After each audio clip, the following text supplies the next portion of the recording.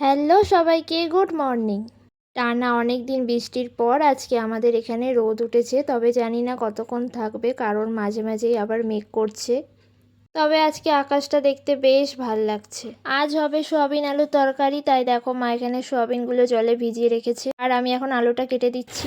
এখন আমি আলু সোয়াবিন মশলা দিয়ে কষছি, ভালো করে কষছি। মশলাটা আগেই দিয়ে দিয়েছি, ভালো করে কষে নিচ্ছি। আর এটার সাথে আর কি করবে মা? ঢ্যাঁড়সের ঝাল। আচ্ছা, এবার একটু নুন দিলাম, এতে একটু বিরিয়ানির মশলা দিয়ে দিচ্ছি, খেতে খুব ভালো হয়। এবার আমি জল দিলাম। ঢ্যাঁড়সের ঝালের জন্য মা এখানে ঢ্যাঁড়সগুলো আগেই কেটে রেখেছে। মা রান্না করুক, ততক্ষণে আমি টেবিলটাকে মুছে নিই। এই টেবিলে না অনেক ধুলো পড়ে, তাই এটাকে মাঝে মাঝে পরিষ্কার করতে হয়। এখন দেখো আমি এটাকে ভালো করে পরিষ্কার করে নিচ্ছি। আর এই নিচে থাকতাই আমার কিছু পেন, খাতা, বই রাখা থাকে। ঢ্যাঁড়সটা ভাজার জন্য কড়াইতে তেল দিলাম, 5 ফোড়ন, লঙ্কা, পেঁয়াজ কড়াতে দেবো একসাথে।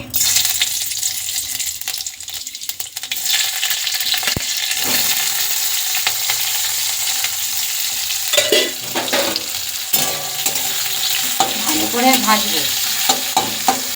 এখন ঢ্যাঁড়সটা দিয়ে দিচ্ছি আর ভালো করে ভাজতে থাকবো। এতে আমি একটু সামান্য জল দেবো, তাই আমি বেশি জল দেবো না। আমি একটু নুন দিয়ে দিলাম, তারপর একটু হলুদ দিলাম। এবার এটা আমি ঢাকা দিয়ে দিলাম ভালো করে। আমার স্নান হয়ে গেছে আর এখন আমি যাব মা বাসন থেকে ধূপ দিতে। আগে ধূপটা জ্বেলে নিলাম। চলো এখন ধূপটা দিয়ে আসি। আমার সোনা এখন এখানে বসে আছে।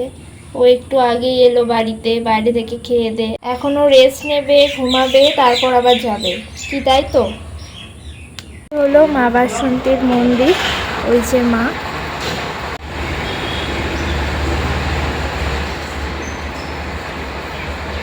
সোনা কেমন গা চুলকাচ্ছে দেখো, ও এইভাবেই গা চুলকায়, দেখেছো? এখন উঠে পড়লো।